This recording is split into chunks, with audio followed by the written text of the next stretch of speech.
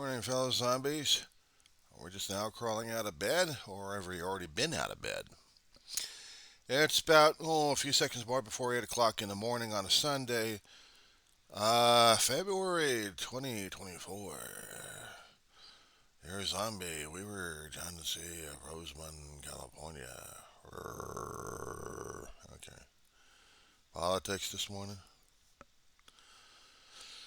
Isn't that so fun? Yeah. A lot of the country is worried about whether or not San Francisco is going to kick the crap out of Kansas City. I say go Rams. Anyway, I'll be addressing this one over to a certain Star Trek friend who had an Elmo situation here. Morning, Mr. Wheaton. Yeah, I don't know what brought me into this situation here. I mean, yeah, I did a lot of ranting and ravings on my videos this morning. Hell, you should have heard the ones about yesterday I did. Good Lord. You don't do anything concerning a bad veteran. You don't, it's just veterans and homeless in general is like, ooh, yeah, bad karma. Bad karma. And Elmo, that was this morning's. So right now, I'm just trying to see what the hell's this morning's. Oh yeah, dealing with Trump in his mouth and what he's telling people left and right. I'm just channel checking with a few other things. So I understand. Excuse me.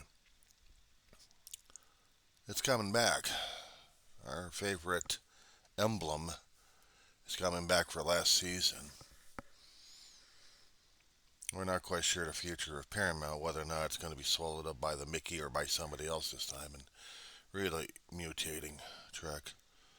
Which I should be watching more of your show online. We just haven't heard any screaming and yelling from anybody else yet. Don't mind me, I'm just slow and slow when it comes down for this morning. I'm still sucking up some caffeine. It happens when you turn older, but you're not there yet, youngster. You haven't shown it, not just yet. No, I'm not talking about the beard. I don't use Grecian formula. No, what I do is just watching things falling apart left and right and wondering what the Sam Hill's going on. What was this last week that we actually had the last of the spinners? Yeah, that was hard, wasn't it? I mean, we're about a few years difference. You're a few years younger than I am. And you still would have heard the spinners in the 70s. They were playing that like crazy. I mean, R&B was it. Soul music was it. I mean, rock and roll was all right. We had to listen to soul music sometimes just to get things balanced out. And when I heard the last of the spinners, I went on a spinners craze at this point. I almost contemplated listening to Kool and the Gang, Earth, Wind, Fire. I had friends back in the 70s when my family met them. I don't know what the hell they are anymore, but they made a major impact on my life. Their mother was a surrogate mother to my mother. Well, when I do my channel, Mr. Wheaton, I call it the Diary of a Griever named John Weaver. I got two of them. I say A and I say the. And the is the backup, and the A is the primary. So it's a little bit of a distinction on YouTube, a little bit, not much. But still, doing the diary. It's talking about me dealing with grieving, mourning, and God knows what else going on in my life. And reflections and observations. And most of the time, pretty much, that is always on my shoulder. Over my shoulder, actually. Third shelf. Got it? So some things are some things are a reminder for me. They are a reminder. Some things actually do matter the most. Personal question though: have you ever been a caregiver? No. Or I'll probably respond to: have you ever already been a caregiver? And if you have, cool. So let's follow up on the cool. It's hard to lose people that you know. It's hard to deal with loss. I got one last family member I'm taking care of right now. My little dog, little Mama's. She's about 20 years old and getting older. And she's also got dementia. Yeah, even dogs get dementia. I had to take a term off from college just to take care of her. Well, I had to go to community college, you know. So I'm not locked into a 4 year university situation. I'm only locked into a college, community college level. A lot easier for an old fart to do about several years worth. A couple of classes at a time, taking my time, and just enjoying it. What I can enjoy is coming up on anniversaries. February is an anniversary regarding my mother, 2013. Between the 1st and the 19th, she lingered over in AV Hospital. My brother and I didn't realize what the death growl was. Now we do. Paramedics fought like hell on the 1st, and then they put her on life support at AV Hospital, where she passed on the 19th. It was raining during that day. Yeah. So, if we both got into that situation, but you have something over me, it's called a support system. I suggest you lean heavily on it. When you lose that support system and any other kind of support you have out there, I mean, the fans are one thing, but you know, adoration only goes so far. What you need is human companionship, such as a shoulder to cry on, especially when it hits like when it hits hard. Trust me, I've been there too many damn times. Even yesterday was hard enough. Certain trigger words, certain trigger actions, something that the six senses. You got your five biological, and then you got your six mental.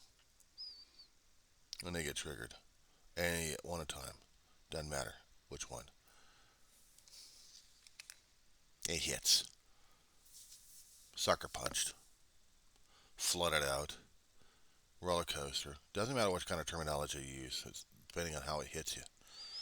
Give me 1 second here. I gotta clear out the pipes in my throat here. Well, you get older, you have to clear out the damn phlegm. Let's face it, you get older, it gets worse. At least in my case, anyway. Yeah, I was talking about the very depressing idea that nobody else likes to talk about in the first place. So, let's go to the other part where you said no. If you haven't been a caregiver, maybe you're one of the fortunate. Maybe you got a support system that'll have somebody take care of the ones that you love, or maybe you haven't stepped into the foray yet on that one. Maybe you haven't had anybody around you that you actually wanted to devote more time with, like a 24/7 cycle. Getting back to the yes, or just no and just leave it at that.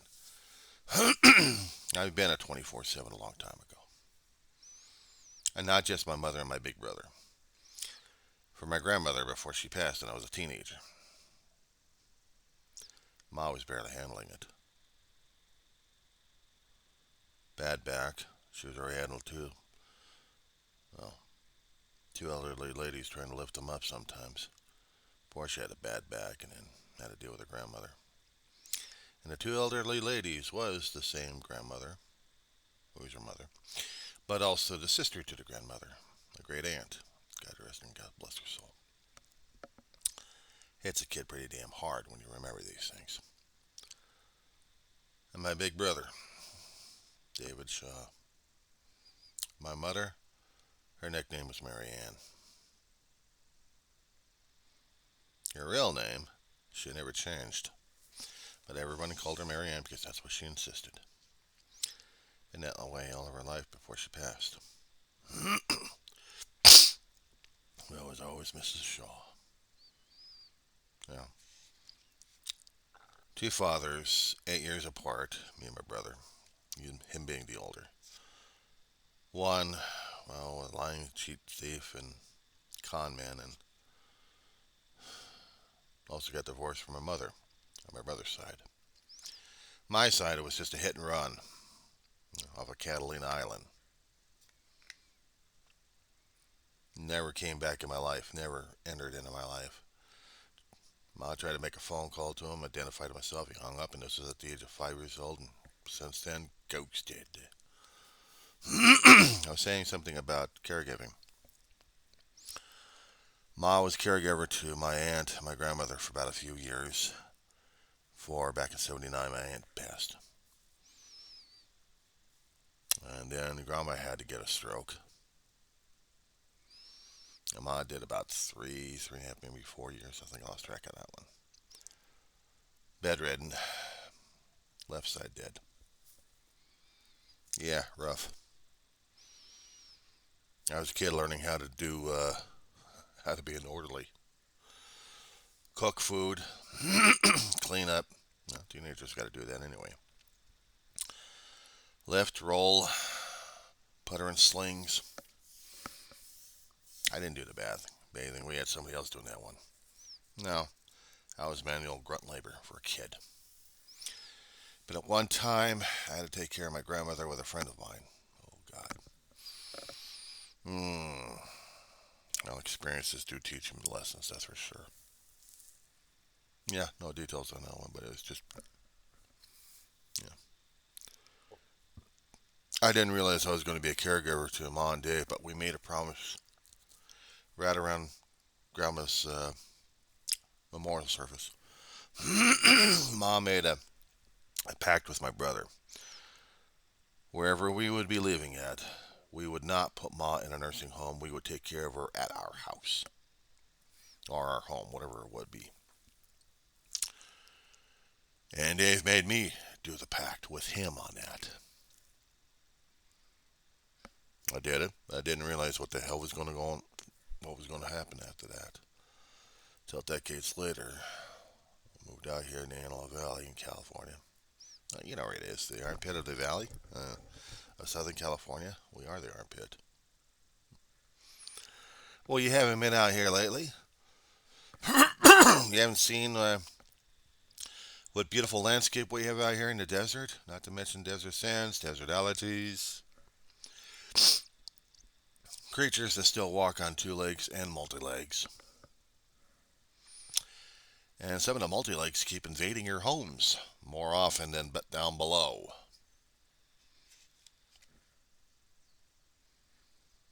Did I say anything about Roseman, California being the armpit of the valley?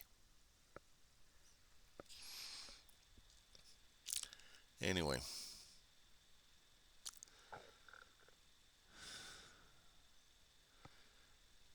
Ma was getting sicker and sicker at the time. It was already kicking her ass in the San Fernando Valley. I lived out there for 38 years. Long story, a lot of videos on this one in the Wheaton files on my channel. Suffice it to say, Mr. Wheaton, fate sometimes is fickle, and sometimes fate can scare the crap out of you. Ma's health was getting worse slowly. I guess all the emotional toll that she's been getting, losing people left and right. One second here. Oh yeah, I'm sounding real great. Next few weeks, I get to see my doctor on the damn cough. losing a lot of people in her lifetime. It was taking an emotional toll. She kept trying to do the strong woman act. It was tearing her apart. So, long story short, we wound up in an apartment out in Lancaster. Ma lived in a bed for 5 years. From her regular bed, switched over to a hospital bed. Dave and I were doing a 24/7, but I still had to work and I still had to pay money. And Dave was applying for Social Security. He was going through the long way around. My Social Security was already paying for the rent, so we had to struggle like crazy. One piece of advice concerning about a career choice: don't go Walmart, please. Don't, please. Well, I'm not going to croak on you if that's what you're concerned about. I'm not planning on croaking myself either. No, let's just say that Walmart doesn't care about people's safety or anything else for that matter, except profits. I got warned off by a former employee who got injured by them and got stiffed like crazy. Yeah, I had to watch my ass on that one, but I still damn near got killed in the job. Long story, another video on that one. Suffice to say, it made me appear 24/7, but before that, I was a relief work for my brother, doing 8 hour stints every single day, and then the rest of the time was up to my mother, whether or not she needed anything or not, or whether or not I was going to get any sleep or not to function the next day at Walmart. And my brother was doing 24/7 and running around.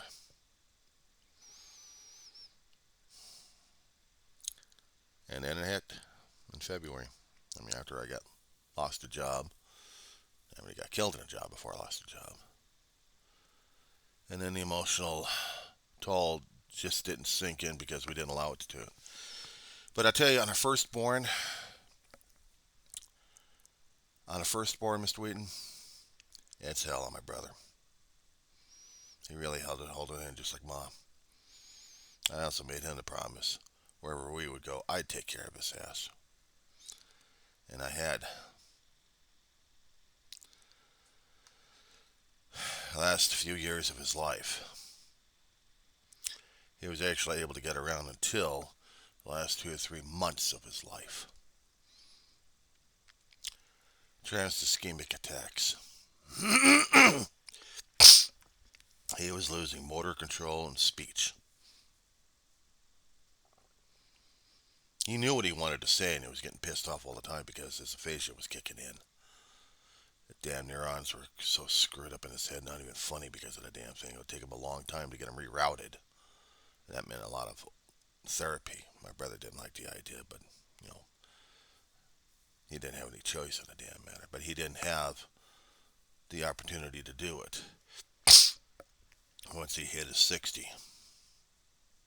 Okay, that's when everything else broke down on him. And then September the 8th of 2018, sudden respiratory. He wakes me up, tells me in perfect English, clarity, John, I can't breathe. I'm on 911 automatically.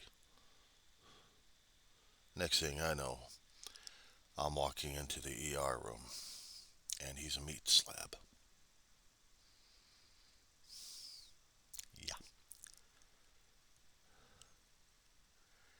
So for the past 10 years, since Ma, I've also lost my best friend, Mom. The lady I was trying to tell you about.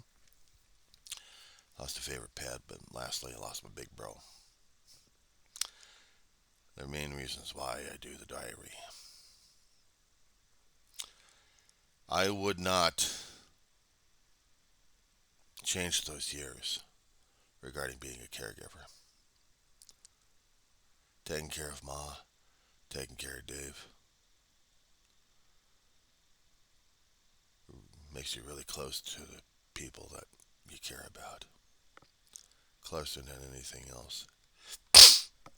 I get triggered a great deal, so I Men not just cry. We weep, we scream, we pray, we plead. We get on our knees if we could without the kneecaps breaking on us. And we hurt like a son of a. I'm trying to keep it PG on this one.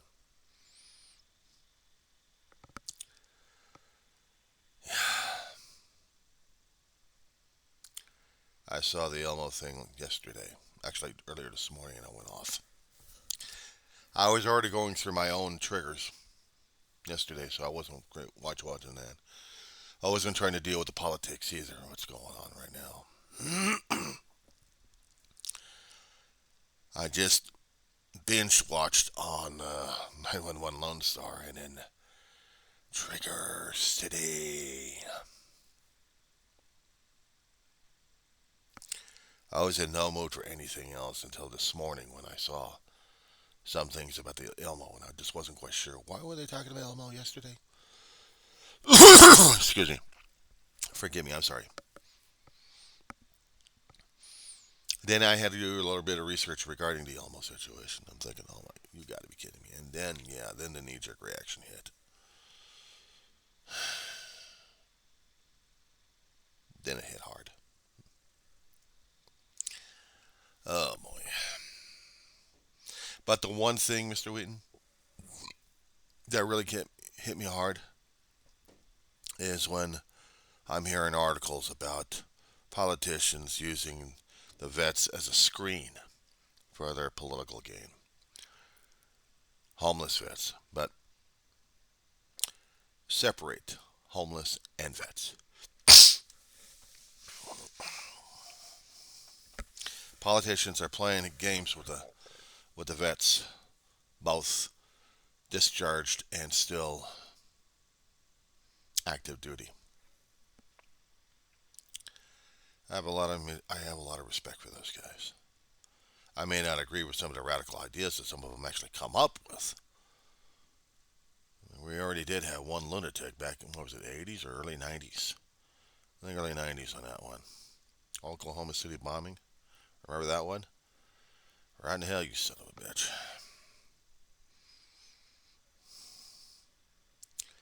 Yeah. So I keep my eyes on what's radical and what's not these days. Me being a libturd slash libtard.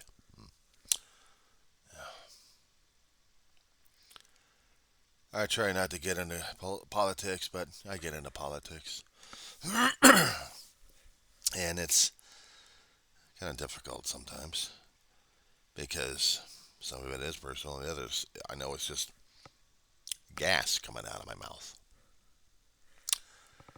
But if I'm going to be doing gas, then I know I'm not doing it right. I got to do it smart. I got to do it from the heart. And what I know, and I'm learning more and more about is the human condition, the human emotions, and the human traditions that we have on a constant basis that we don't talk about stuff. You're going to be thinking somewhere in your head, does this guy ever sought help? Well, a long time ago, no. But these days, I have to. And I am. I am. I got insurance covering that one this time. We talk. Sometimes weekly, sometimes bi-weekly, depending upon her schedule and depending upon whether or not I'm actually going to be able to do the appointment or not, usually by Zoom. Yeah, you notice I haven't said anything concerning about one particular topic that we're both familiar with. Me being born in the year when it was created, and you, the next generationer.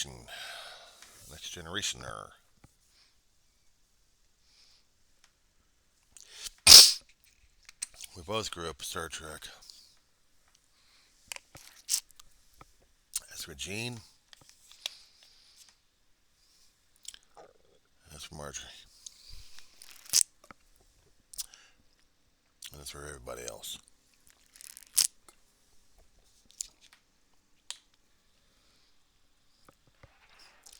Well, I see the private airport's in operation.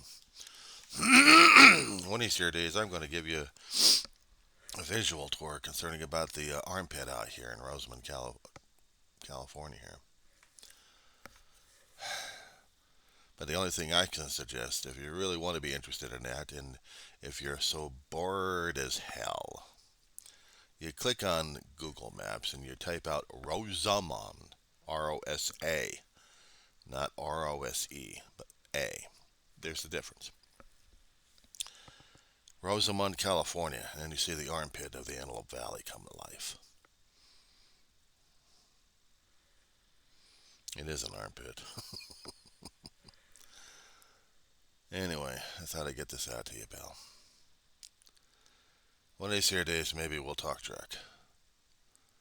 I just wanted to talk life. I didn't want to go into the political ranting and raving like everybody else is. I just wanted to talk about something that matters to us a great deal. You may be hiding it a great deal, but I know with the support system you've got, dude, hold on to it with everything you've got. Hold on to those that you really care and love a great deal that you have in your life that matter the most. Matter more than just a paycheck. They're your life. They're your life. Honor them, love them, hug them. Keep telling them that they matter. Keep telling them that you love them a great deal, mortally and immortally. You'll never have the opportunity once they're gone off the place. But they'll probably feel the same way if or when it's your time. I've been dealing with things for a hell of a long while, Will. Since the day of my birth, or 4 years after that. Sometimes people probably think I talk about it too much. Well, I had this and I had that. Well, I say it. Not just boasting about it, but it still scares the crap out of me. I know what death is like. I've been through it once before as a kid. It ain't fun. And then a few near-death experiences after that. Not really fun in my life. Not really fun. It changes perspectives around how I grew up, how I'm handling life right now as it is, and how I see other people not handling it in the ways that I think they should, but I'm not going to force my issues down their throat. But I talk about my own because I use these channels as an emotional lifeboat and also a memory lifeboat. In the event that I happen to lose it somehow, start that final pathway. And if it comes to fruition, at least I have a trail of breadcrumbs of the professionals out there to find out what the hell went wrong. Maybe use it as a learning tool. Maybe as a legacy or a reminder. Maybe as something of a milestone on the road. Tells people that I existed and lived. I sound morbid right now, but sometimes my channel is very morbid. Especially when I get into modes like these. Every day we're supposed to be looking outside and realizing how wonderful life is. No, life is just life. Depending on what you look at it and how your attitude is at that moment. Sometimes life sucks, but then again, you got to look around you. The one Christmas story we're all familiar with. It's not just the greed, it's what was wasted along those years. And a reminder of it. Excuse me. A reminder of it, Will. Of what's supposed to be precious in our life. And when we lose it, you'll know the crux of my video channel. No other trickies will say live long and prosper. I usually did a Klingon insult to them. Live short and die. Well, for them, there's no greater honor than doing glorious battle with things.